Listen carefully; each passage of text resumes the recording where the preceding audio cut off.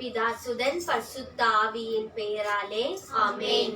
அன்பான சகோதர சகோதரிகளே, ஆண்டவர் நம்மளை ஒவ்வொரு நாளும் புது ஜீவனை கொடுத்து அவர் இந்த உலகத்துல நம் வாழ வைக்கதே அவருடைய இரக்கமும் அவருடைய தயவுமாய் இருப்பது. இன்றைய முதல் வாசகத்துல கூட நம்ம வாசிக்கிறோம், ஆண்டவர் மரணத்தை குறித்து அவர் பேசுகின்றார். மரணம் அவரால் உண்டாக்கப்படவில்லை என்று சொல்லி முதல் வார்த்தையிலே அவர் கருத்தாக நம் இடத்தில் அவர் சொல்கின்றார். இந்த உலகத்துல மரணம் வந்ததே தீமை இந்த அழகை பிசாசானவன் வழியாகத்தான் இந்த உலகத்துக்கு மரணமே வந்தது. அவனோடு இணைந்து வாழ்கிற ஒவ்வொருத்தருக்கும் தான் மரணம் என்று சொல்லி முதல் வாசகம் நம் இடத்தில் அழகாக ஆண்டவருடைய திட்டத்தை குறித்து நம் வாழ்க்கையில நாம் எப்படி வாழ வேண்டும் என்று சொல்லி நமக்கு அருவை புகட்டு கொண்டு இருப்பது. ஆகையால் பிரியமானவர்களே, நாம் தயாரிக்க வேண்டும். நாம் ஆண்டவருக்கு சொந்தமாய் வாழ வேண்டுமா, இல்ல தீமை நாட்டங்களை நாம் நம்மில் வைத்து அதன்படி வாழணுமா என்று சொல்லி நாம் தீர்மானித்து சிந்தித்து நாம் வாழ வேண்டும். ஆண்டவர் பக்கம் ஆண்டவருக்கு பிரியமான செயல்களை செய்து நாம் பின் செல்லும் போது நம் வாழ்வை நோக்கி செல்வோம். அதுதான் ஆண்டவருக்கு பிரியமான ஒரு காரியம். ஆகையால் கண்களை மூடி நாம் நம்மளே அர்ப்பணித்து நாம் செபிப்போமாக. இயேசுவே, நீர் ஒரு வார்த்தை சொல்லும் ஆண்டவரே, என் ஆன்மா குணமடையும், என் சிந்தனைகள் மாறும் அப்பா என்று சொல்லி ஒப்பு கொடுத்து ஜெபிப்போமாக. ஹalleluya. Thank you Lord Jesus. நன்றி தகப்பனே. இசப்பா, இந்த உன்னதமான நேரத்துல தகப்பனே நம்ம கூடி ஜெபிக்கும் போது இசப்பா எங்க மத்தியில வந்து வாசம் செய்யும் தகப்பனே. இசப்பா, இந்த நேரத்துல நாங்க கூடி வந்திருக்கிறோம் தகப்பனே. உடைய அக்கினி வல்லமையால எங்களை நிரப்பும் இசப்பா. தூய்மை ரத்தத்தால எங்களை பாவங்களை கழுவி தகப்பனே எங்களை தூய்மைப்படுத்தும் இசப்பா. இந்த நேரத்துல தகப்பனே நம்ம பாடலை பாடும்போது தகப்பனே பாடல் வழியாக இசப்பா நிறைய பேர் குணமடையும் ஆண்டவரே. இசப்பா, உங்களுக்கு சிந்தனை, அவங்க சொல், அவங்க செயல் எல்லாமே மாறட்டும் ஆண்டவரே. உடைய பாடல் எங்க வாயால நம்ம பாடும்போது தகப்பனே இந்த அசுத்த வார்த்தை எங்க வாய்க்குள்ள நுழையாதபடி தகப்பனே உடைய வார்த்தை மட்டும் நொழியிற மாதிரி நீங்க என்று கேட்டு மன்றாடுகிறோம் தகப்பனே. Lord Jesus, submit everything in your presence, Lord, as we do our praise and worship, Lord Jesus. Let your righteousness be your Lord Jesus through the praise and worship, Lord. Whoever is going to watch this channel, Lord, let they be blessed, Lord Jesus. Lord, from the beginning till the end, Lord, let you be your Lord Jesus. Let your holy angels surround us. Let your Holy Spirit guide us and strengthen us, Lord Jesus. Everything we surrender into your mighty hands, Lord. I close my prayer to Jesus Christ, the Lord. Amen. Amen. Amen.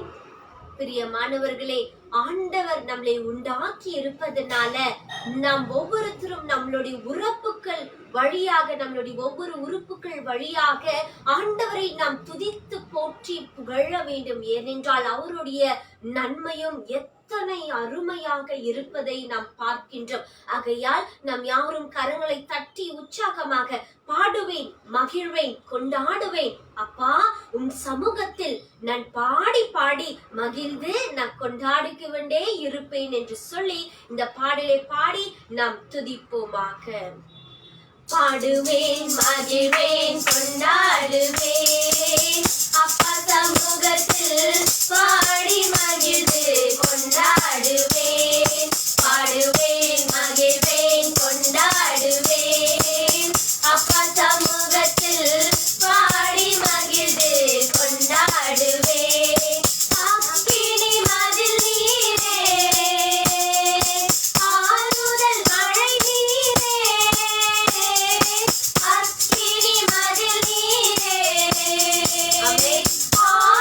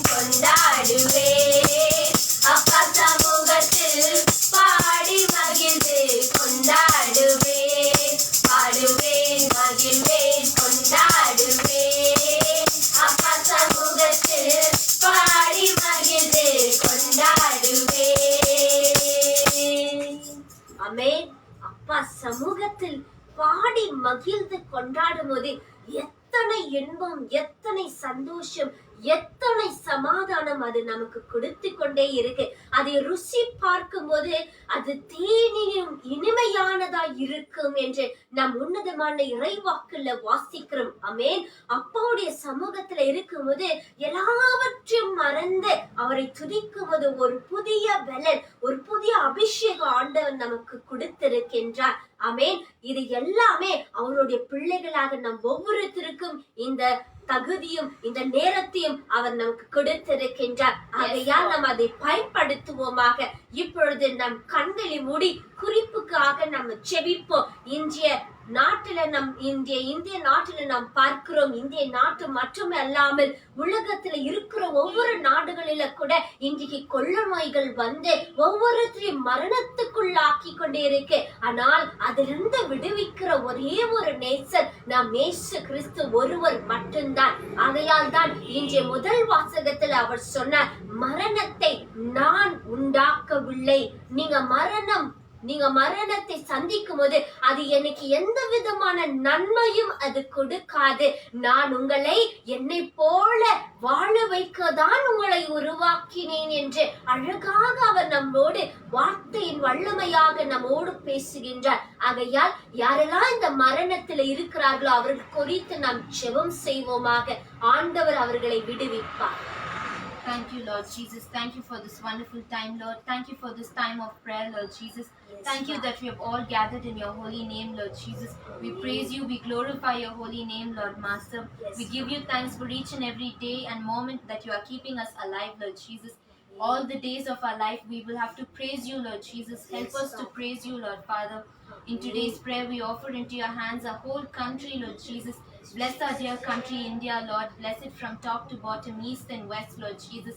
You bless all the states, all our president, our prime minister, all our chief ministers, Lord Jesus.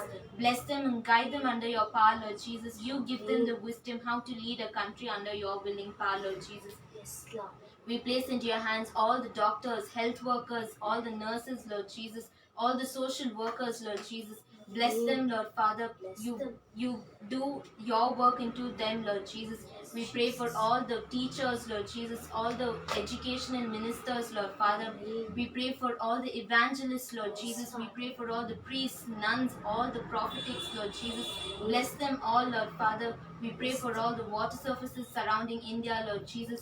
Lord, we place into your hands all the COVID patients into your hand, Lord Yes, Jesus. Jesus. Lord, you have said that with your power we can fight death, Lord Jesus. Amen, We Lord. need your word, Lord Jesus. Yes, Lord. We have to put your word like our shield, Lord Jesus. Amen. Bless us and keep us under your willing power, Lord Father. Yes, Help Lord. us to fight death, Lord Jesus. Amen.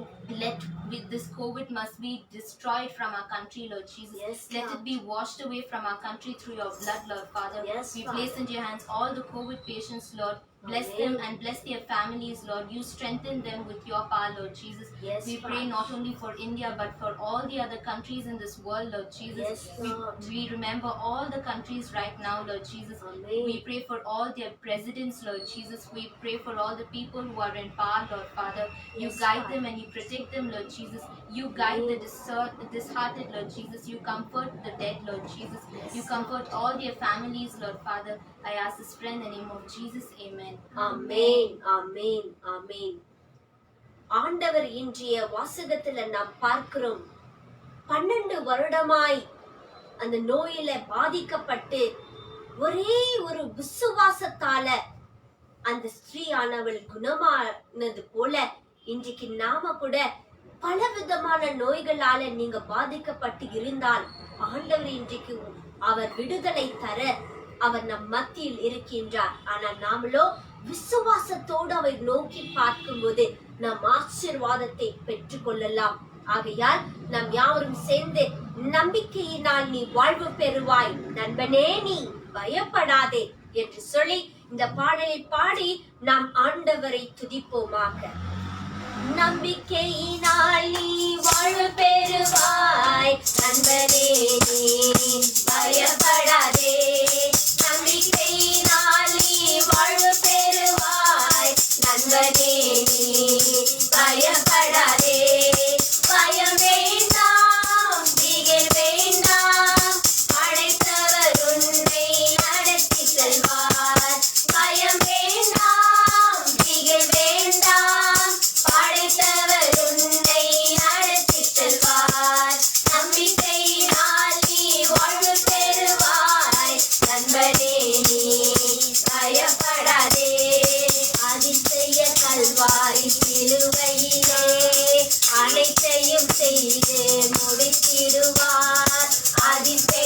Kalvari சிலுவையிலே அனைத்தையும் செய்து முடித்திடுவார். தழும்புகளால் நீ சுகமானாய், தயவுனால் மறுபடி பிறந்து விட்டார். தழும்புகளால் நீ சுகமானாய், தயவினால் மறுபடி பிறந்து விட்டார். பயம் வேண்டாம், திகில் வேண்டாம், படைத்தவர் உன்னை நடத்தி செல்வார். பயம் வேண்டாம், திகில் வேண்டாம், படைத்தவர் உன்னை நடத்தி செல்வார். நம்பிக்கையினால் நீ வாழ்வு பெறுவாய். நண்பனே நீ பயப்படாதே, ஆடையை தொட்டால் நலம் பெறுவேன் என்று அறிக்கை செய்து சுகம் அடைந்தார். ஆடையை தொட்டால் நலம் பெறுவேன் என்று அறிக்கை செய்து சுகம் அடைந்தார். ஒரு துளி சந்தேகம் இல்லாமலே ஓடி வா இயேசு என்று சுகம் தருவார். ஒரு துளி சந்தேகம் இல்லாமலே ஓடி வா இயேசு என்று சுகம் தருவார். பயம் வேண்டாம், திகில் வேண்டாம், படைத்தவர் உன்னை நடத்தி செல்வார். பயம் வேண்டாம், திகில் வேண்டாம், படைத்தவர் உன்னை நடத்தி செல்வார். நம்பிக்கையினால் நீ வாழ்வு பெறுவாய். நண்பனே நீ பயப்படாதே, உலகிலே இருக்கும் அவனை விட உனக்குள்ளே இருப்பவர் பெரியவரே. உலகிலே இருக்கும் அவனை விட உனக்குள்ளே இருப்பவர் பெரியவரே. துணை நின்று உனக்காய் யுத்தம் செய்வார், துரிதமாய் வெற்றி காண செய்வார். துணை நின்று உனக்காய் யுத்தம் செய்வார், துரிதமாய் வெற்றி காண செய்வார். பயம் வேண்டாம், திகில் வேண்டாம், படைத்தவர் உன்னை நடத்தி செல்வார்.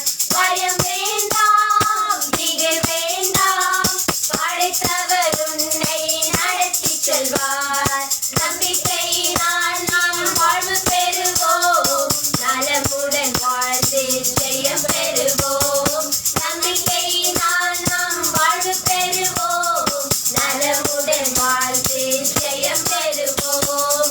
பயம் இல்லையே, திகில் இல்லையே, படைத்தவர் நம்மை நடத்தி செல்வார். பயம் இல்லையே, திகில் இல்லையே, படைத்தவர் நம்மை நடத்தி செல்வார். ஆமென். படைத்தவர் நம்மை அவர் நடத்தி செல்வார். ஹalleluya. ஆகையால் நம் கண்களை மூடி உங்க இதயத்துக்குள் இருக்கிற பாரங்கள், நோய்கள் யாவற்றும் ஒப்பு கொடுத்து இப்பொழுது நாம் ஜெபிப்போமாக. நாம் ஜெபிக்கும் போது ஆண்டவர் உங்க இடத்தில் அவர் அற்புதங்களை செய்ய அவர் வல்லவராய் இருக்கின்றார். நாம் ஜெபிப்போமாக. உன்னதமானவரே, இந்த மத்தியான வேளைக்காக உமக்கு கொடான கொடி நன்றியை நாங்க ஏறெடுக்கிறோம் அப்பா. நீங்க அற்புதர் ஆண்டவரே, அற்புதங்களை செய்கிறவர் அப்பா. உமால் கூடாத காரியம் இந்த உலகத்துல ஒன்றுமே இல்லை ஆண்டவரே. ஆடையை தொட்டால் ஆண்டவரே நீர் நலத்தை கொடுத்தீர் ஆண்டவரே, சுகத்தை கொடுத்தீர் அப்பா.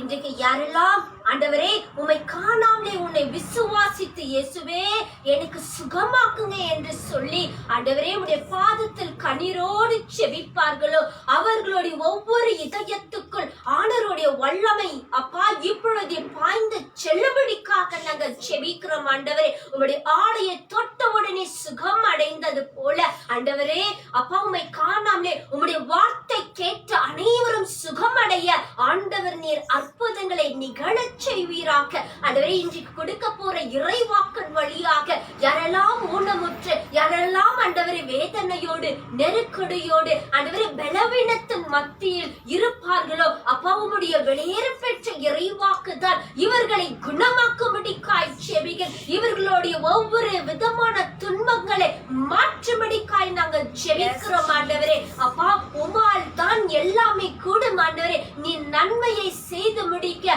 ஆற்றல் உள்ளவராய் இருக்கீங்க ஆண்டவரே. அதற்காக நாங்க உம்மை துதிக்கிறோம், போற்றுகிறோம், புகழ்கின்றோம், ஆராதிக்கிறோம் ராஜா. உமக்கு நன்றி செலுத்துகிறோம் ஆண்டவரே. அப்பா, உம்முடைய இறைவாக்கை கேட்கும் போது ஆண்டவரே, எந்தெந்த செவிகள் எல்லாம் கேட்க முடியாம ஆண்டவரே தவித்துக் கொண்டு இருக்கிறார்களோ அவர்களுடைய சிந்தனைகளை நீர் மாற்றுவீராக. உம்முடைய இறைவாக்குதான் ஒவ்வொரு நுழைவாயில்களை ஆண்டவரை திறந்து உம்முடைய வாக்குகள் இதயத்துக்குள் நுழைய நீர் வழிகளை ஆயத்த பண்ணி கொடுக்கும்படிக்காக செபிக்கிறேன் ஆண்டவரே. யாரெல்லாம் இந்த தொலைக்காட்சி விடாமுயற்சியோடு ஆண்டவரை இதை பார்ப்பார்களோ இவர்களுடைய வாழ்க்கையில நன்மைகள் ஆண்டவர் அனைத்தையும் செய்து முடிக்கும்படிக்காக நாங்கள் செபிக்கிறோம் ஆண்டவரே. இதை சப்ஸ்கிரைப் செய்து யாரெல்லாம் ஆண்டவரே அப்பா நல்ல உள்ளவர்களுக்காக நாங்கள் நன்றி செலுத்தி நாங்கள் செபிக்கிறோம் ஆண்டவரே. அவர்களுடைய குடும்பங்களில் இருக்கிற தேவைகளை கூட என் ஆண்டவர் நீங்க சந்தித்து ஆண்டவரே பெரிய அதிசய காரியங்களை செய்யும்படிக்காக நாங்கள் செபிக்கிறோம் ஆண்டவரே. நீங்க தான் இனியும் எங்களோடு இருந்து துணை என்று நீர் வழிநடத்துவீராக. இது அனைவற்றும் இயேசு கிறிஸ்துவின் நாமத்திலாக ஒப்பு கொடுத்து ஜெபிக்கிறோம் ஜீவன் உள்ள நல்ல தகப்பனே. ஆமென், ஆமென், ஆமென். அன்பானவர்களே, ஆண்டவர் நம்மை தொற்று இருக்கிறார். அவர் நமக்கு நன்மையும் செய்து கொண்டே வருகின்றார். இப்பொழுது இறைவாக்கை கேட்டு அதன்படி நாம் அர்ப்பணிப்போமாக.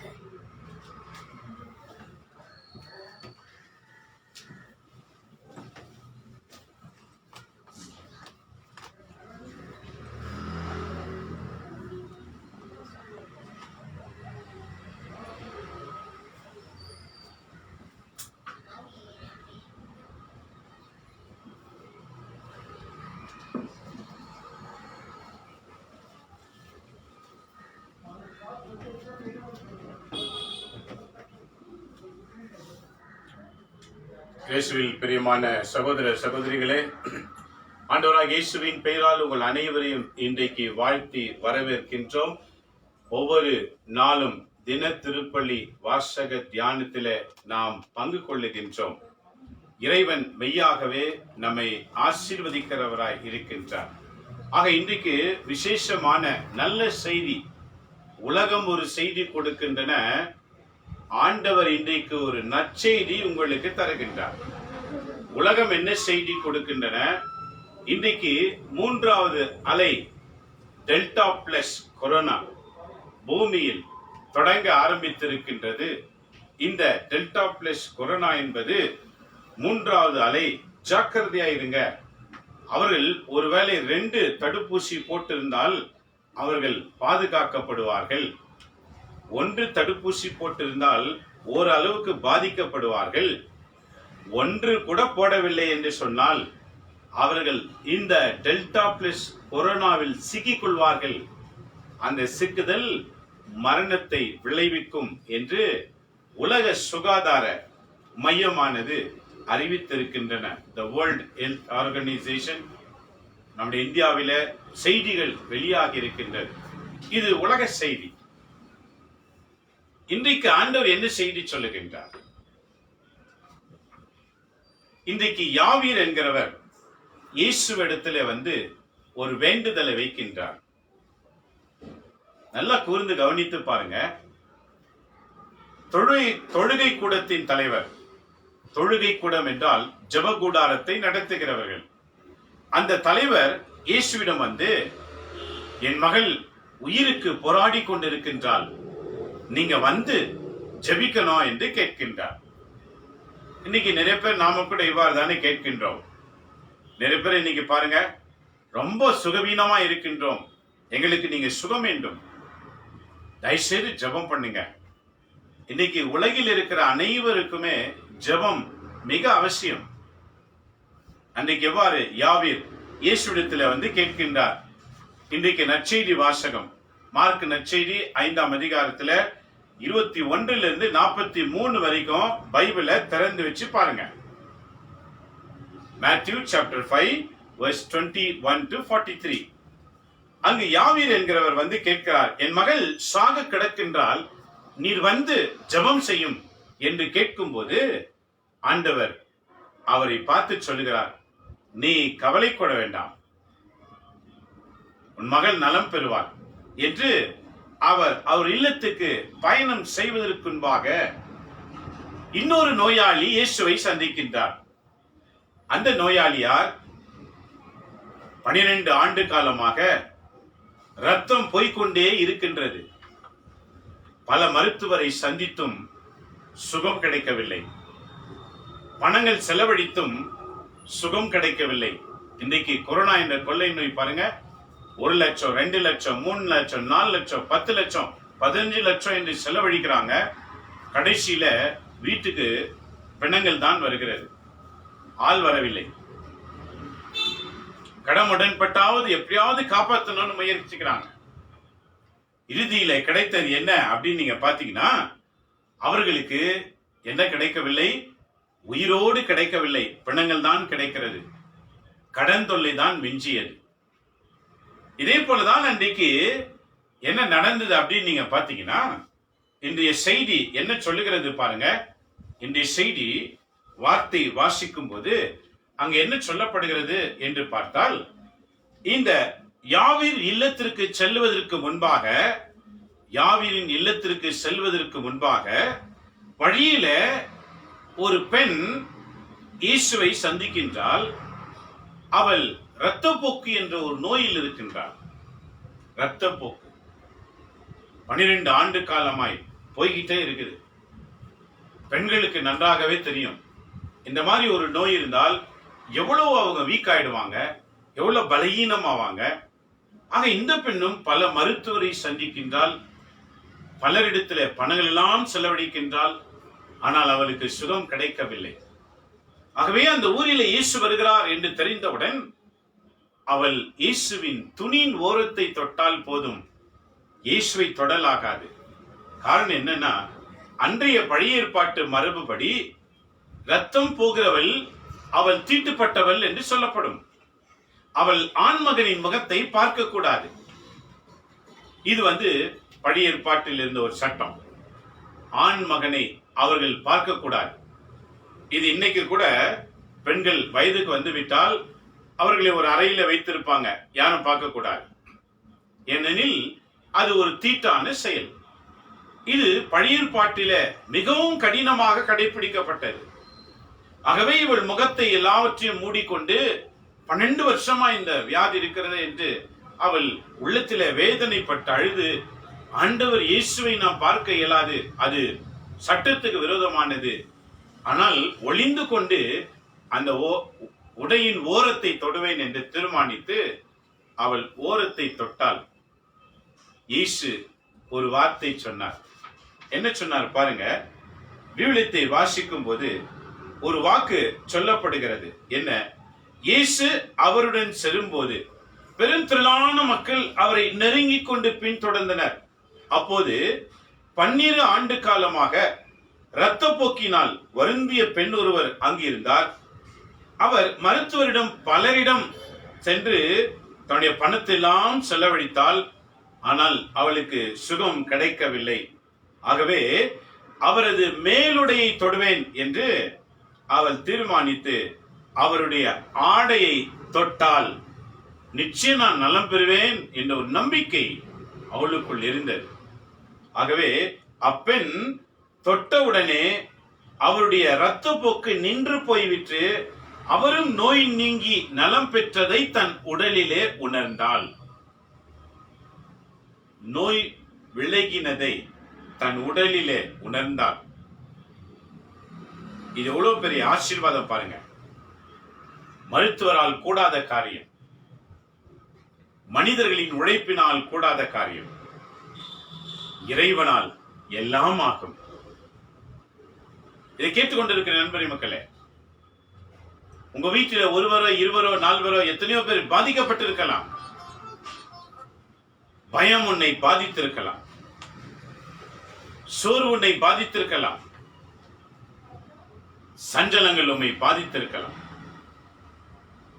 இவைகளினாலே நீங்கள் பாதிக்கப்பட்டு யாரிடம் பேச முடியாமல் நீங்க பயந்து கொண்டிருக்கலாம்.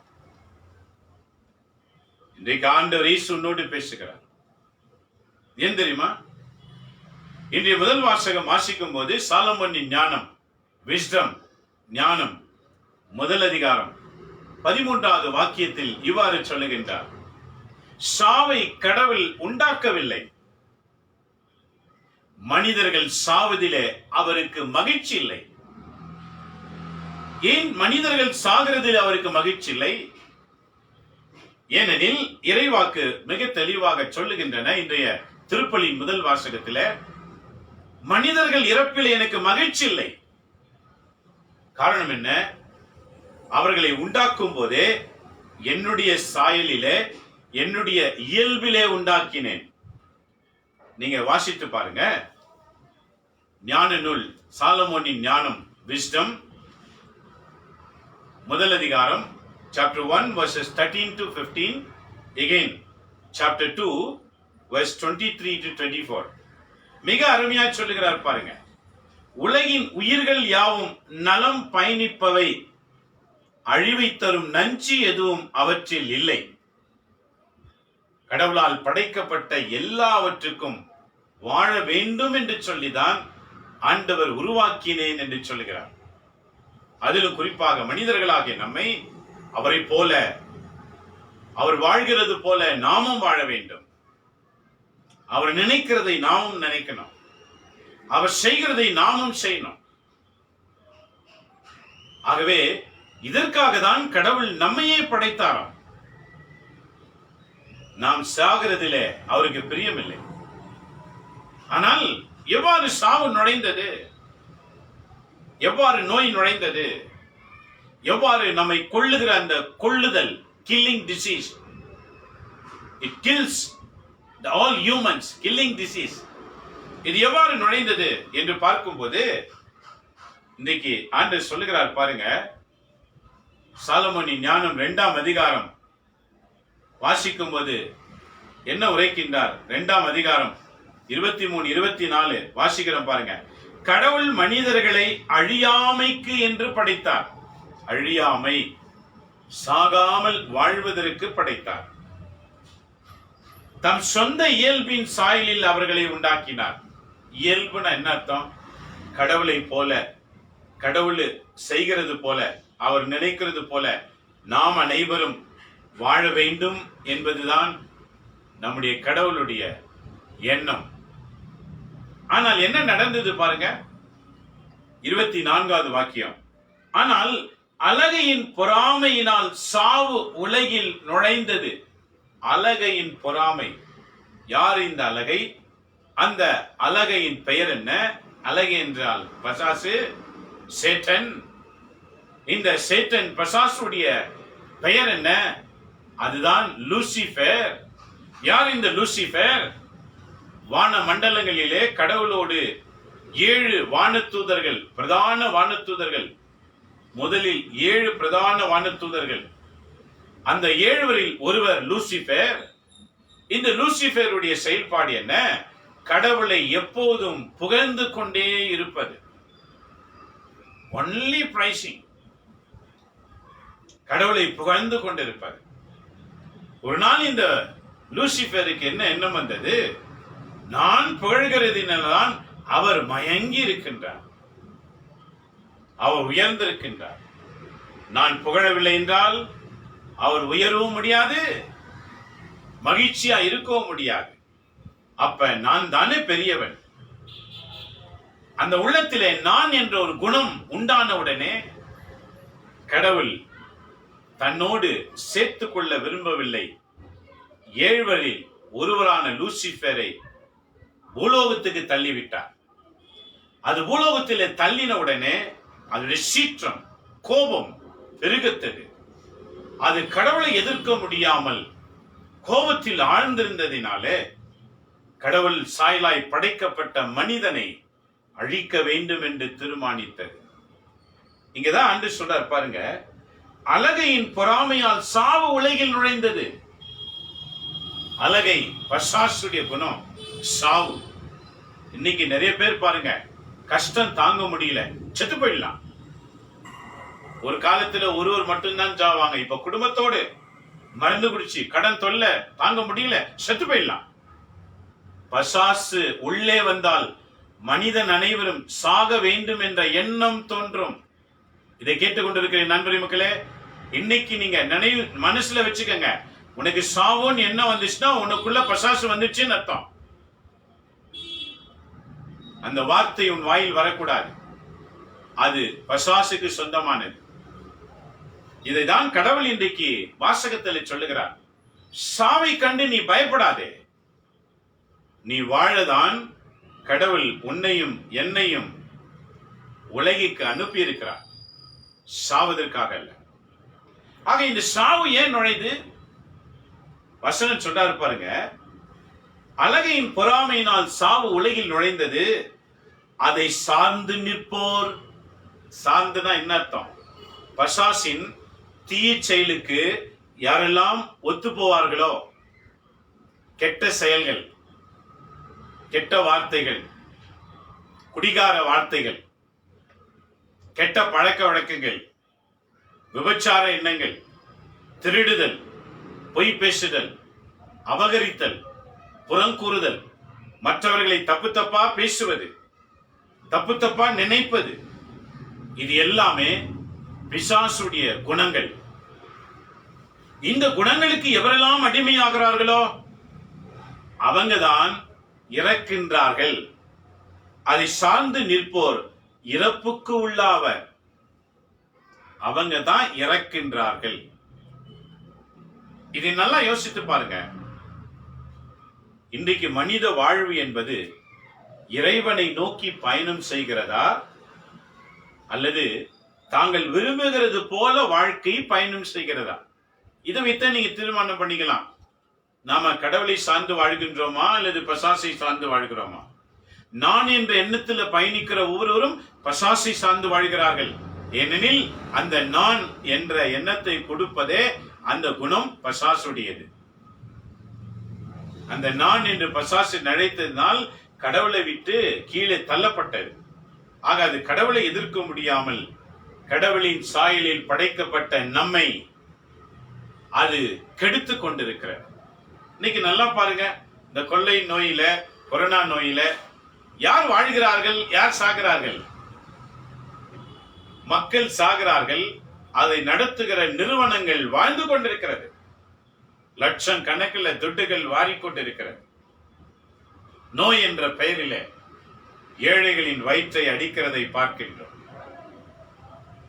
வாழ வேண்டுமே என்று இருக்கிறது எல்லாத்தையும் வாங்கி, கடன் வாங்கி, மருத்துவமனைக்கு கொடுத்தும், ஹாஸ்பிட்டலுக்கு துட்டு கட்டியும் வீட்டுக்கு சாவுதான் வந்தது. இதான் இன்றைக்கு ஆண்டவர் சொல்லுகிறார். இதான் இன்றைக்கு அந்த பெரும்பாலும் இரத்த போக்கில சிக்கினவள் அவளும் இதான் சொல்லுகிறார். இரத்த போக்கில் சிக்கினவளும் சொல்றார், 12 வருஷமா நான் இதை கஷ்டப்படுறேன். நமக்காவது இந்த கொரோனா கொள்ளை நோய் வந்து இப்பதான் முதல் வருஷம் முடிஞ்சு 2வது வருஷம் தொடங்குது. ஆனா அவ 12 வருஷமாக இந்த நோயினால் பாதிக்கப்படுகின்றார். இயேசுவை நம்பினால் அவர் உடலில் இருந்த நோய் விலகி போய்விட்டது. ஆக இன்றைக்கு இயேசுவை நம்புவது என்றால் பொருள் என்ன? இதை கேட்ட உடனே ஆமாண்டவரே என்ன மன்னிச்சு சேர்த்துக்கங்கன்னு சொன்ன உடனே நமக்கு விடுதலை கிடைச்சுன்னு நினைக்கிறீங்களா? இல்ல. ஏன் தெரியுமா? அதுக்கடுத்து திரும்ப எப்ப தவறு செய்ய போறோம்னு ஆண்டவருக்கு நல்லாவே தெரியும். ஆக ஒவ்வொரு நாளும் நம்முடைய தவறுகளை திருத்திக் கொண்டு இனி இந்த தவறை செய்ய மாட்டேன் என்று ஒரு உறுதியான தீர்மானம் எடுக்கும் போது, இனி இப்படி நான் வாழ மாட்டேன் என்று தீர்மானிக்கும் போது ஆண்டவர் உன்னை காக்கிறவராய் இருக்கின்றார். எப்படி வாழணும்? இன்னைக்கு 2வது வாசகம் பதில் சொல்லுது பாருங்க. இன்னைக்கு 2ஆம் வாசகம் அப்போஸ்தலனாகிய பவுல் கொரிந்தியருக்கு எழுதின புத்தகம் 2வது புத்தகம் 8ஆம் அதிகாரம் 7, 9, 13, 14 வாக்கியங்கள். The second book of Corinthians, chapter 8, verses 7, 9, again 13 to 15 எடுத்து வாசிக்கும் போது விளக்கம் சொல்றார். நாம எப்படி வாழணும், எப்படி வாழணும் பாருங்க. சகோதர சகோதரிகளே, நம்பிக்கை, நாவன்மை, அறிவு, பேரார்வம் ஆகியவற்றை அனைத்தையும் மிகுதியாய் கொண்டிருக்கின்றீர்கள்.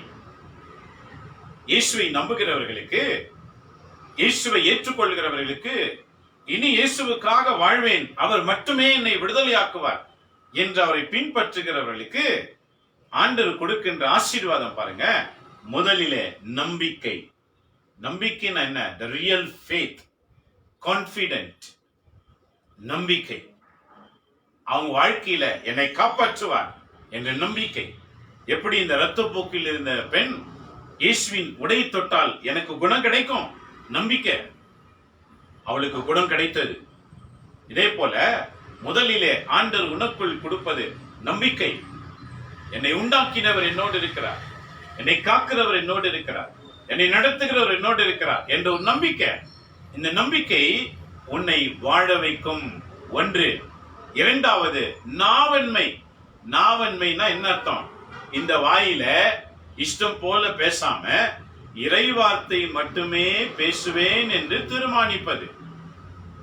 இனிமேல் இந்த வாயை தவறுக்கு பயன்படுத்த மாட்டேன், இனிமேல் இந்த வாயினால் சண்டையை பயன்படுத்த மாட்டேன், இனிமேல் இந்த வாயினால் பொய்யும் பித்தலாட்டமும் கெட்ட பேச்சுக்கும் பயன்படுத்த மாட்டேன். என் நாவை கட்டுப்படுத்தி இயேசுவை பற்றி பேசுவேன் என்று தீர்மானிக்கணும்.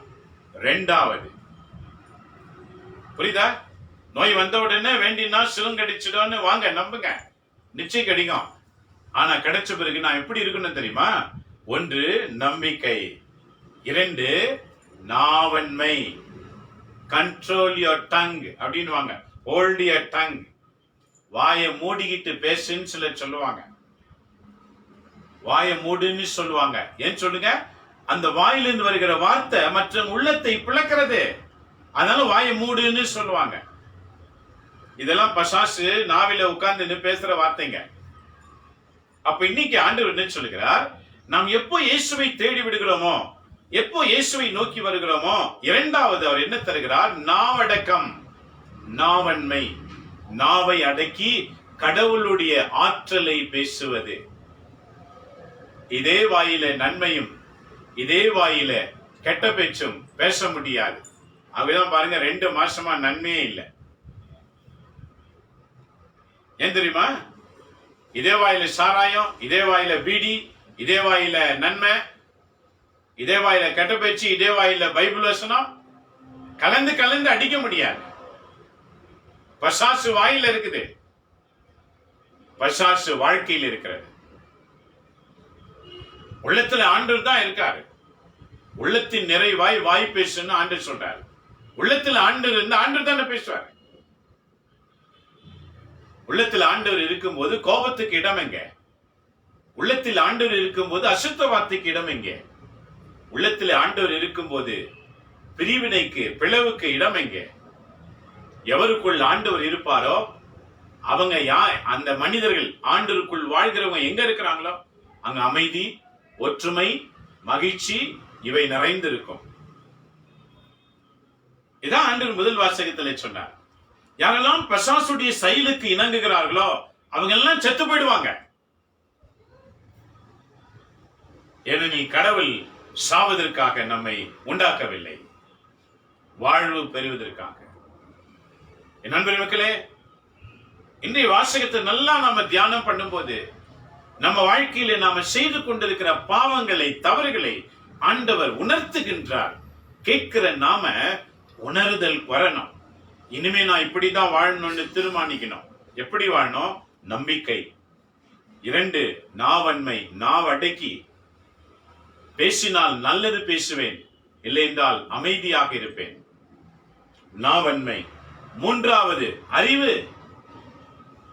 அறிவோடு பேசணும். நாம எதை செய்தாலும் அறிவோடு செய்யணும். நாம எங்க போனாலும் நம்ம அறிவை பயன்படுத்தி அது வேணுமா வேணாமான்னு தீர்மானிக்கணும். நாம எந்த இடத்துக்கு போனாலும் சரி, நாம எந்த காரியத்தை செய்தாலும் சரி, இல்ல ஏதாவது பேச போனாலும் கொஞ்சம் யோசித்து பாருங்க, அறிவை பயன்படுத்தி பாருங்க. அப்போது அதுல ஒரு நல்ல விடை உனக்கு கிடைக்கும். அறிவு. பேசுவதற்கு முன்பு, செய்வதற்கு முன்பு நாம் யோசிக்கணும் கொஞ்சம், இது சரியா தவறா. அறிவை பயன்படுத்தணும். 3வது. 4வது, பேரார்வம். பேரார்வம் என்றால் என்ன? நல்லதையே செய்வது, நல்லதையே மக்களுக்கு கொடுப்பது, நல்லதையே வீட்டாருக்கு கொடுப்பது, நல்லவர்களாகவே வீட்டிலே வாழ்வது, எல்லாருக்கும் வாழ்வது. பேரார்வம். இவை அனைத்தும் இயேசுவை நம்பி வருகிறவர்களுக்கு ஆண்டவர் கொடுக்கிற ஆசீர்வாதம். இதான் இன்னைக்கு 2வது வாசகத்துல பவுலடிகளார் மிக அழகாக சொல்லுகிறார். கிறிஸ்துவை நம்பி வாழ்கிறவர்கள் இவை பெற்றிருக்கின்றார்கள். எங்கள் மேல் நீங்கள் கொண்டுள்ள அன்பு பெருகி வருகிறது இதனால. ஆகவே நமக்காக இயேசு மரித்தார். ஏன் தெரியுமா? செல்வராயிருந்த அவர் ஏழையானார். ஏனெனில் ஏழாயிருக்கிற நாம் செல்வராகும்படி செல்வராயிருந்த அவர் ஏழையானார். ஏழையாயிருக்கிற நாம் செல்வராக வேண்டும் என்பதுதான் அவருடைய குறிக்கோள். ஆக செல்வம் என்பது பணம், அந்தஸ்து, ஆஸ்தி, பொருள், பதவி இல்ல. அது உன்னை அழித்துவிடும். செல்வம் என்பது கடவுளுடைய அருளை பெற்று அந்த அருளை வழியாய் பல மக்களை வாழ வைப்பது. இதுதான் கடவுள் தருகின்ற செல்வம். உன்னால் நீ வாழ வேண்டும். உன்னால் உன்னை சுற்றி இருக்கிற மக்கள் வாழ வேண்டும். இதுதான் ஒருவருக்குள் கடவுளின் இயல்பு செயலாற்றுகிற குணம். நீயும் கெட்டு போய் சுற்றி இருக்கிறவங்களும் கெடுத்து வாழ்வது பசாசுடைய வாழ்க்கை. ஆகவேதான் ஆண்டவர் சொல்லுகிறார் பாருங்க, என்ன சொல்லுகிறார்? மிகுதியாக சேகரித்து எதுவும் மிஞ்சவில்லை, குறைவாக சேகரித்தவரும் எதுவும் குறைவுபட்டது கிடையாது என்று மறைநூலில் எழுதியுள்ளது அல்லவா? ஆக செல்வராகணும், ஏழையா இருக்கணும், அதெல்லாம் கவலைப்படாதீங்க. நான் இயேசுக்குள்ள இருக்கணும். இன்றைக்கு நாம் கிறிஸ்துக்குள் வருகிறோமோ அன்றைக்கு நம்ம வாழ்க்கையில பாருங்க ஒரு பெரிய எழுப்புதல். நீயும் வாழ்வாய், உன்னை சுற்றி இருக்கிறோம் வாழ்வாங்க. ஆகவே இன்றைக்கு அந்த யாவீர் இதை நம்பினார். இதை நம்பி வீட்டுக்கு அழைத்த ஆண்டவர் பயணம் செய்யும் போதுதான் இந்த இரத்தப்போக்கில் இருக்கிறவள் வழியிலே சந்திக்கின்றாள். சந்திக்கிற அவள் சாட்சி சொல்றா பாருங்க என்னன்னு என்று பார்க்கும்போது, யார் என்னை தொட்டது? என் உடலில் இருந்து ஒரு வல்லமை செல்லுகிறதை நான் பார்க்கிறேனே. எல்லாம் சுற்றி சுற்றி பாக்குறாங்க. என்ன இது? இந்த ரஷ்யில எத்தனை பேர் ஒராசிட்டு போறாங்க, இவரு போய் யார் தொட்டதுன்னு சொல்றாரு. எல்லாரும் யோசிக்கிறாங்க. இன்னும் பெருந்திரளான கூட்டம். இயேசு பயணம் செய்கிறார். அந்த கூட்டத்தில உள்ள கைவிட்டு அவருடைய உடையை தொட்டவள் இவள். யார் என்ன ஒராசுன்னாக்கா எல்லாருக்கும் சந்தேகம் வரும் தானே. நீ நானே இருந்தா கூட இதுதான் சொல்லியிருக்கோம். ஆனா ஆண்டவர் இந்த எண்ணத்தை உடனே அறிந்து சொல்றார் பாருங்க, என்ன ஒராசினவங்களுக்கெல்லாம் அந்த வல்லமை கிடைக்கல. ஆனால் நம்பிக்கையோடு என்னை ஒருவள் தொட்டால் என் உடலில் இருந்து வல்லமை புறப்பட கண்டேன். என் உடலில் இருந்து வல்லமை புறப்பட கண்டேன். என் நண்பரே மக்களே, கடவுளோடு வாழ்கிறவர்களுக்கும் கடவுளோடு வாழாதவர்களுக்கும் இதுதான் ஒரு வித்தியாசம். கடவுளோடு வாழ்கிறவர்கள் கடவுளுடைய வல்லமையை பெற்றிருக்கிறார்கள். அவர்களை எந்த கொள்ளை நோயும் தொட இயலாது. கடவுளோடு வாழாதவர்கள், கடவுளை விட்டு விலகுகிறவர்கள், அவர்களை எல்லா கொள்ளை நோயும் தொடும். ஆண்டவர் சொல்லுகிறார் பாருங்க, என் உடலில் இருந்து வல்லமை புறப்பட கண்டேன் என்று சொல்லும் போது அவர் கேட்டார், என்னை இம்மக்கள் கூட்டம் சூழ்ந்து நெருக்கிக் கொண்டு என்னை தொட்டவர் யார் என்கிறீரே என்றார்கள். ஆனால் அவர் தம் மேலாடையை தொட்டவரை காணும்படி சுற்றிலும் அவர் திரும்பி பார்த்தார். அப்போது அப்பெண் தமக்கு நேர்ந்ததை அறிவித்தாள். என்ன அறிவித்தாள்? அஞ்சி நடுங்கிக் கொண்டு அவர் முன் வந்து விழுந்து நிகழ்ந்தது அனைத்தையும் அவரிடம் சொன்னார். என்ன நிகழ்ந்தது? பணத்தை செலவழித்தேன், பல மருத்துவர்களை சந்தித்தேன், 12 வருடமாய் நான் இந்த வேதனையில் இருக்கின்றேன் என்று அவள் விஷயங்களை சொல்லுகின்றார். மக்கள் ஆச்சரியத்தோடு பார்க்கிறாங்க. என்ன ஆச்சரியம்?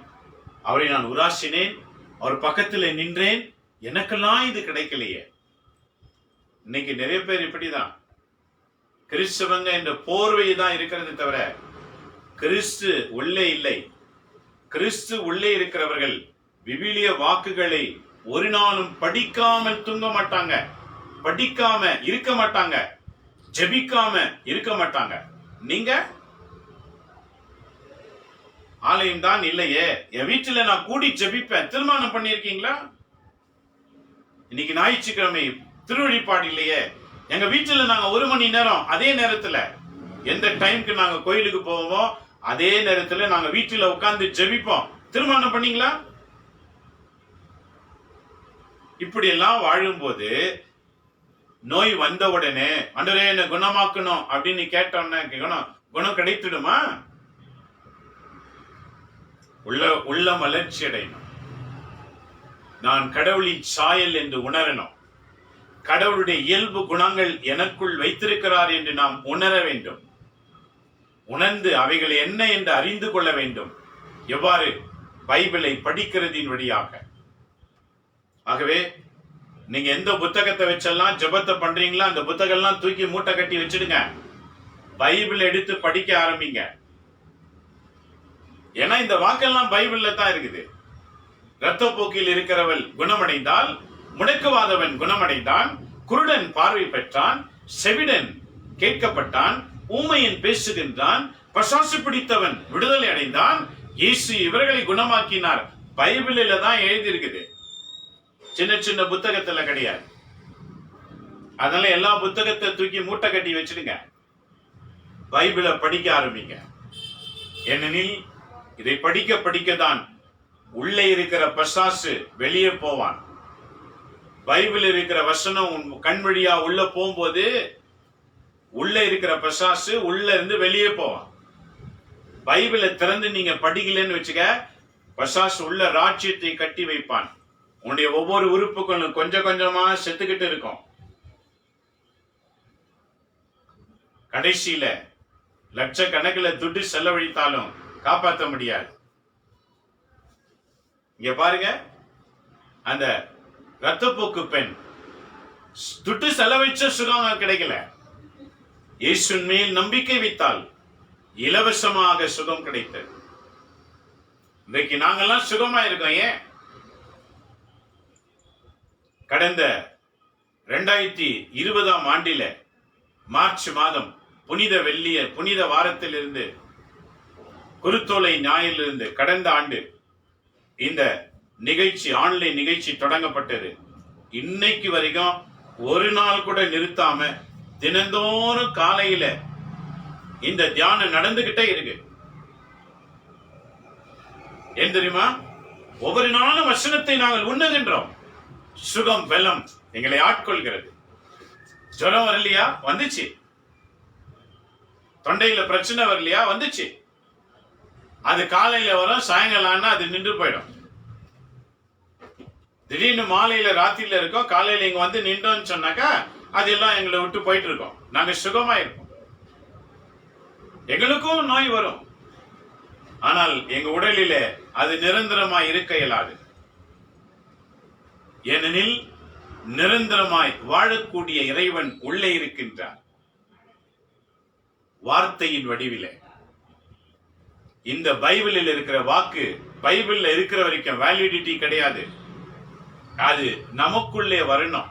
நம்ம உறுப்புகளில் அது வேலை செய்யணும். கைக்கு வாக்கு உண்டு, கண்ணுக்கு வாக்கு உண்டு இல்லையா? கண்ணு நல்லா தெரியணும்னா கேரட் சாப்பிடுன்னு சொல்லுவாங்க.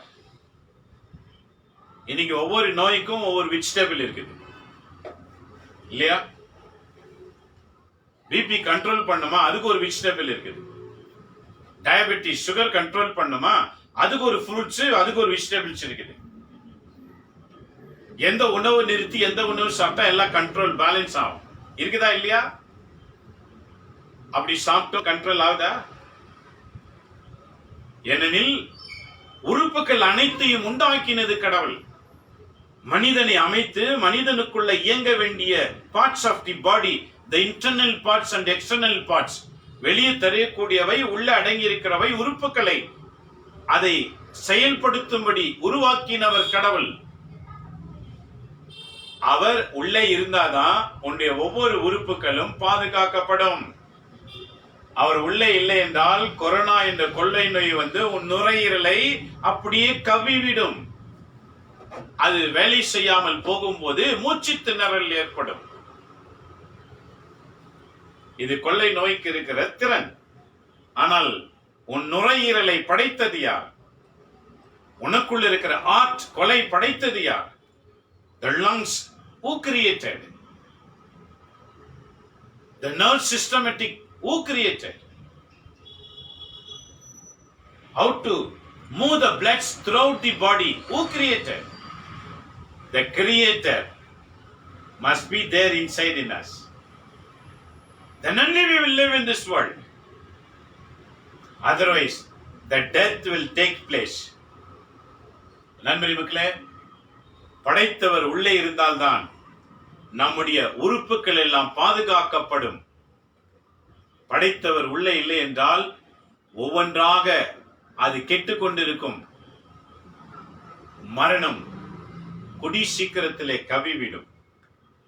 பழைய ஏற்பாட்டு மரபுகளை கவனித்து பாருங்க. ஆதாமை தொடர்ந்து வந்த 10 ஜெனரேஷன் எத்தனை ஆண்டுகள் வாழ்ந்தார்கள்? 900, 960, 930, 930 years, 965 years, 370 years, 370, 65 years, 200 years, 250 years. They lived in this world. Why the age is reduced? Because of the sin. நம்ம வாழ்க்கையிலே செய்கிற பாவம் நம்முடைய ஆயுசு காலங்களை குறிக்கிறது. அப்படி இன்றைக்கு 60 ஆனாலே நடுக்கம் ஏற்படுகிறது. கவனித்து பாருங்க. ஏன்? படைத்தவர் உள்ளே இல்லை. ஆகவே நண்பரே மக்களே, இன்றைக்கு படைகளின் ஆண்டவர் சொல்லுகின்றார், நோய்களை குணமாக்குறவர் உன் நடுவில் இருக்கிறார். சாவை அகற்றி வாழ்வை கொடுக்கிறவர் உன் நடுவில் இருக்கின்றார். அவர் உனக்குள்ளே வரணும். ஆகவே பெரும்பாடுள்ள இரத்தப்போக்கில் இருந்தவள் குணமடைந்தாள். எல்லார் முன்னாலும் அவள் சாட்சி பகர்ந்தாள்.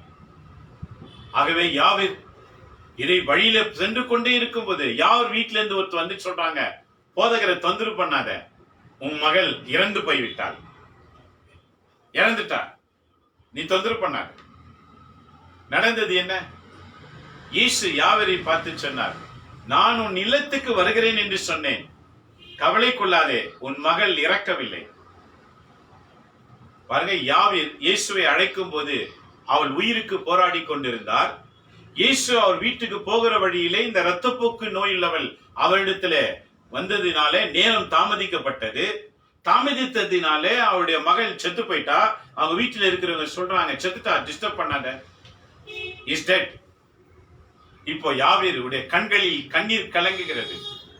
ஆண்டவர் யாவரை பார்த்து சொன்னார், no crying, your daughter is living. அவர் வீட்டுக்கு சென்றார். அவளை படுக்க வைத்து எல்லாரும் அழுது கொண்டிருந்தார்கள். விவிலிய வாக்கு என்ன சொல்லுகிறது பாருங்க. அங்கே என்ன நடந்தது என்று பார்க்கும்போது, அஞ்சாதீர், நம்பிக்கை மட்டும் விடாதீர் என்று கூறினார். அப்போது அவர் என்ன செய்தார்? அவர் தொழுகை கூட தலைவரின் வீட்டுக்கு சென்றார்கள். அங்கே அமிலியும் மக்கள் அழுது ஓலமிட்டு புலம்பி, ஓலமிட்டு புலம்புதல். ஓலம்னா என்ன? ஒருத்தர் செத்துட்ட உடனே கத்துவாங்க பாரு, அப்படியே எல்லாருக்கும் கேட்கிற மாதிரி கத்துவாங்க, ஓலமிடுதல். அந்த மாதிரி அங்க ஒரு சம்பவத்தை இயேசு பார்க்கிறார். உள்ளே சென்று, ஏன் இந்த அமிலி, ஏன் இந்த அழுகை? சிறுமி இறக்கவில்லை, அவள் உறங்குகிறார் என்று சொன்னார். இயேசு உள்ள போன உடனே சொல்றார் பாருங்க, அவர் இறக்கவில்லை. எல்லாரும் ஓலமிட்டு கத்துறாங்க. உடனே அவர்கள் அவரை பார்த்து நகைத்தார்கள். ஓன்னு ஓலமிட்டு நின்றவங்க இவர் சொன்ன உடனே இப்ப சிரிக்கிறாங்க. இவர் என்ன பைத்தியக்காரனா, நாங்க என்ன சும்மா வாழுறோம்? நகைத்தார்கள். இயேசு உடனே அவர்களை வெளியே அனுப்பிவிட்டு சிறுமியின் தந்தையும் தம்முடன் இறந்தவர்களையும் கூட்டிக் கொண்டு அச்சிறுமி இருந்த இடத்திற்கு சென்றார். அச்சிறுமியின் கையை பிடித்து அவளிடம் தலித்தாகும் என்றார்.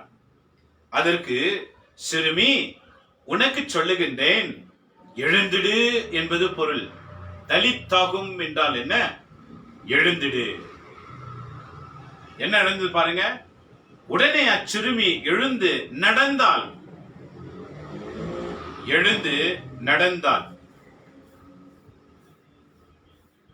அவள் 12 வயதானவள். The 12 years girl, 12 வயதானவள். மக்கள் பெரிதும் மலைத்து போய் மெய் மறந்து நின்றார்கள். யாரெல்லாம் ஏளனம் பண்ணாங்களோ அவங்க எல்லாம் ஆச்சரியமா பார்க்க ஆரம்பிச்சாங்க. இதுதான் கிறிஸ்துவின் செயல். என் நண்பர் மக்களே, இன்றைய வாசகம் பாருங்க. இவ்வளவு நேரம் பேசுறது உங்களுக்கு எது கெட்டுச்சோ இல்லையோ, ஒன்னு நினைப்பு வச்சுக்கோங்க. என்னன்னா, சாவி என்பது கடவுள் நமக்கு கொடுக்கவில்லை, வாழதான் கொடுத்தார்.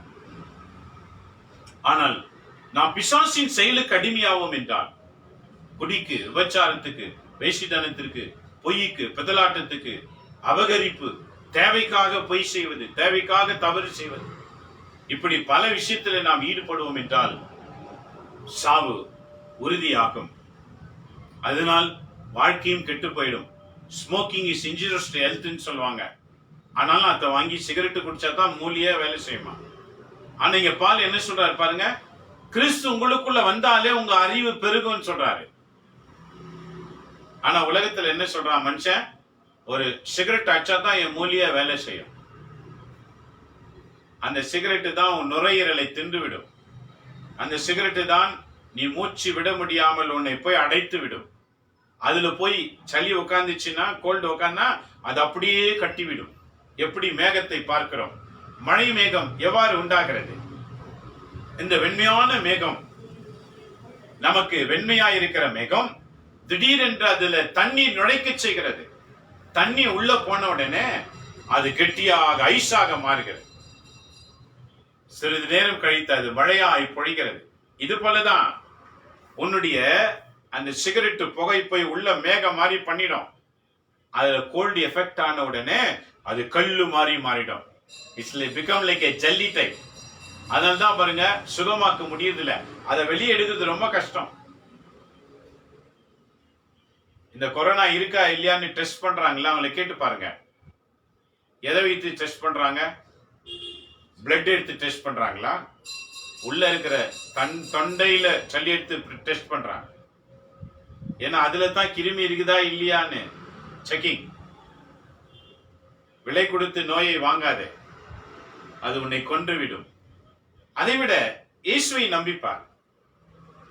தீய பழக்கங்கள் இருந்து விடுதலை. எப்போ தீய பழக்கம் போதோ இயேசு உனக்குள்ள உன்னை காக்க வந்து விடுவார். நீ காக்கப்படுவாய். இயேசுவை நம்புகிறவர்கள் காக்கப்படுவார்கள். இயேசுவை நம்புகிறவர்கள் இறந்தாலும் வாழ்வார்கள். இயேசுவை நம்புகிறவர்கள் ஆண்டவரோடு கூட இருப்பார்கள். நாங்கள் எல்லாம் தைரியமா இருக்க காரணம் என்ன? இன்னைக்கு சாவு வந்தா கூட கவலையே கிடையாது.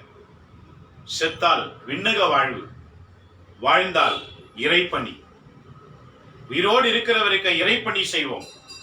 மரணம் வந்துவிட்டால் என் பணி முடிந்து விட்டது, ஆண்டவர் என்னை அழைக்கிறார், போய்விடும். இதுதான் கிறிஸ்தவ வாழ்க்கை. உலகத்தில் இருக்கும் வரை கிறிஸ்துவுக்காக வாழ்வது, உண்மைக்காக, நேர்மைக்காக வாழ்வது, நானும் வாழ்ந்து மற்றவர்களையும் வாழ வைப்பது. ஆகவே நண்பரே மக்களே, இன்றைய வாசகங்களை திரும்ப வீட்டில குடும்பமா படிங்க. படிச்சு ஆண்டவருடைய மக்களா மாறுங்க. நேரத்தை ஆண்டவருக்கு செலவழிங்க. மொபைலுக்கும் நண்பர்களுக்கும் யார் யாருக்கோ டைம் கொடுக்குறீங்க. ஒரு அரை மணி நேரம் ஆண்டவர்கிட்ட உட்கார்ந்து ஜெபம் பண்ணி பாருங்க. அன்னைக்கு திருப்பலி வாசகத்தை எடுத்து வாசிங்க. உங்க குடும்பங்கள் பாதுகாக்கப்படும். இறைவன் உங்களை ஆசீர்வதிப்பார். ஆகவே கண்களை மூடி செபிப்போம். எங்களை நேசிக்கிற எங்க அன்புள்ள தகப்பனே, இந்த கால வேளைக்காக உமக்கு நன்றி செலுத்துகிறோம். இந்த ஒரு மணி நேரம் உமது பிள்ளைகள் என்னோடு இணைந்து இந்த ஜெபத்திலே பங்கு கொண்ட ஒவ்வொருவரையும் ஆண்டவர் நீர் ஆசீர்வதிப்பீராக. ஒவ்வொருவரையும் நீர் ஆசீர்வதியும். ஒவ்வொரு மேலும் அருள் பார்வை விழட்டும். அறிந்தும் அறியாமலும் தவறு செய்திருக்கிறோம் ஆண்டவரே. என்னோடு இணைந்து ஜெபிக்கிறவன் இந்த உலகத்துல எந்த பகுதியில இருந்தான் இந்த நிமிஷத்துல நீ தொட்டு குணமாக்குவீராக. கொள்ளை நோயிலிருந்து வந்து கொண்டிருக்கின்ற டெல்டா பிளஸ் கொள்ளை நோயிலிருந்து உமது மக்களை நீர் பாதுகாத்துக் கொள்வீராக.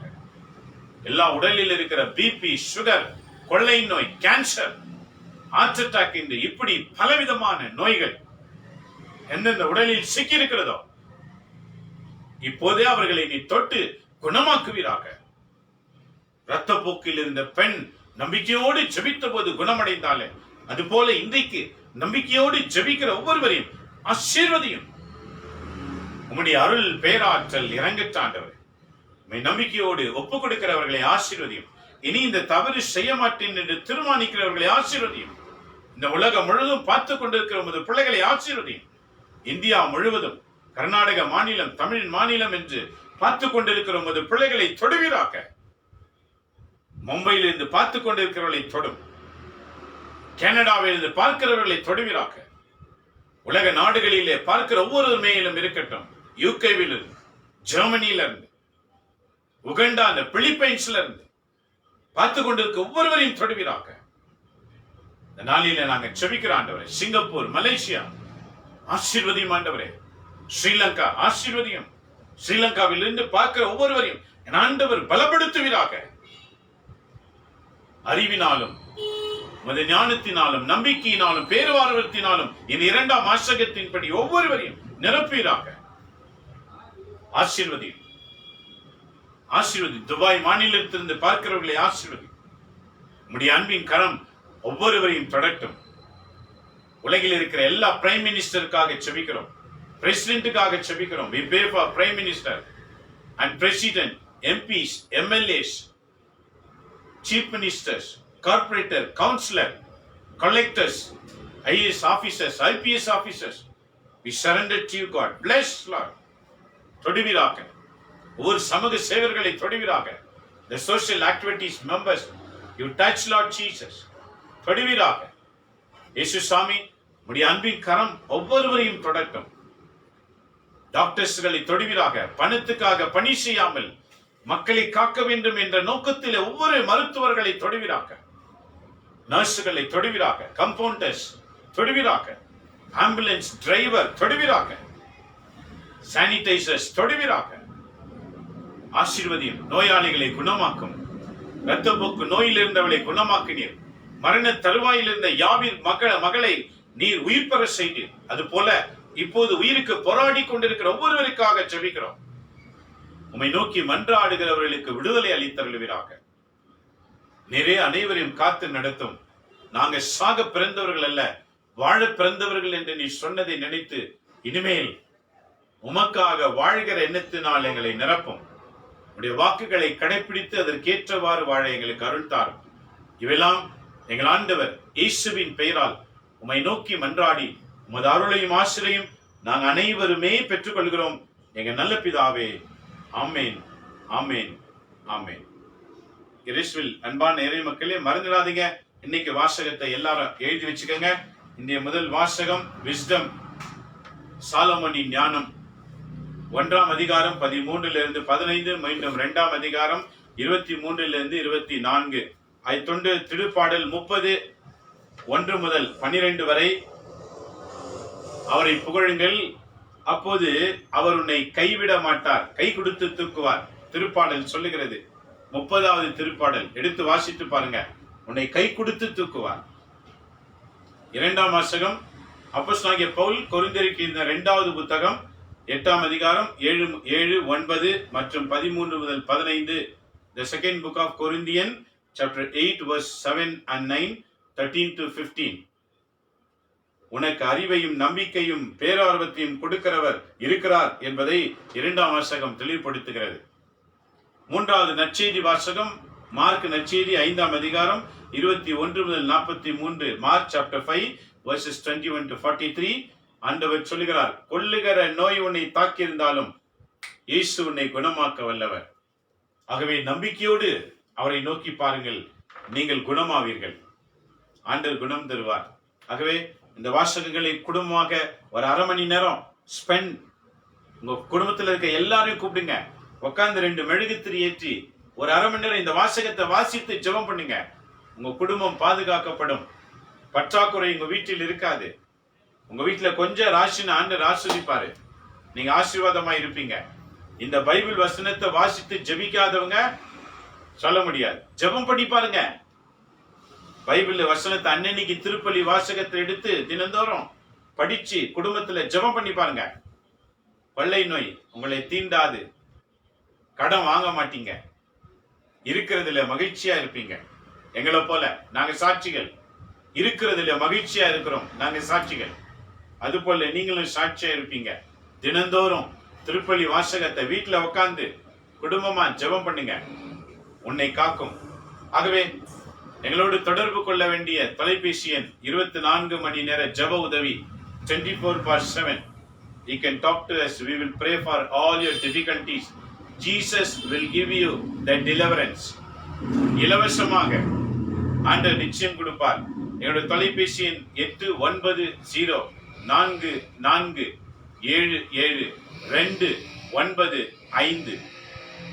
89044772295. குறிப்பிட்டுக் கொள்ளுங்க. இந்த நிகழ்ச்சியானது யூடியூப்ல உண்டு. அதுல நீங்க DR space Philip PHILIP space MARIYAN அப்படின்னு டைப் பண்ணீங்கன்னா இந்த வீடியோஸ் உங்களுக்கு கிடைக்கும். டாக்டர் பிலிப் மரியான் என்ற பெயர் சொன்னா, வாய்ஸ் கால் சொன்னீங்கன்னா அது ஓபன் ஆகும். உடனே பாருங்க. சப்ஸ்கிரைப் பண்ணாதவங்க பண்ணுங்க. அது நீங்க நான் நிகழ்ச்சி எடுத்த உடனே உங்களுக்கு நோட்டிபிகேஷன் கொடுக்கும். சப்ஸ்கிரைப் பண்ணுங்க. இறைவன் உங்களையும் உங்க வீட்டாரையும் ஆசீர்வதிப்பார். இந்த நிகழ்ச்சி உங்க ஸ்டேட்டஸ்ல போடுங்க. வாட்ஸ்அப் நம்பர் நான் கொடுத்திருக்கேன். என்னோடு தொடர்பு கொள்ளுங்க. இந்த நிகழ்ச்சி உங்களுக்கு வாட்ஸ்அப் வழியா நாங்க அனுப்பிச்சு கொடுக்கிறோம். நீங்களும் பாருங்க, மற்றவங்களையும் பார்க்க வைங்க. இறைவன் உயிரோடு இருக்கிறார் என்று உலக மக்கள் அறிய நீங்க முன் வந்து அதை செய்து பாருங்க. ஆண்டவர் உங்களையும் காப்பார். உங்கள் வழியாக நீங்க யாருக்கெல்லாம் அனுப்புவீங்களோ அவங்க எல்லாம் காக்கப்படுவார்கள். இறைவன் இயேசு நம் அனைவரோடும் இருந்து காப்பாராக. மீண்டும் நாளை காலை 7:30 சந்திப்போம். இறைவன் தாமை ஆசீர்வதிப்பாராக. எல்லாம் வல்ல இறைவன் தந்தை, மகன், தூய ஆவியின் பெயராலே ஆமென்.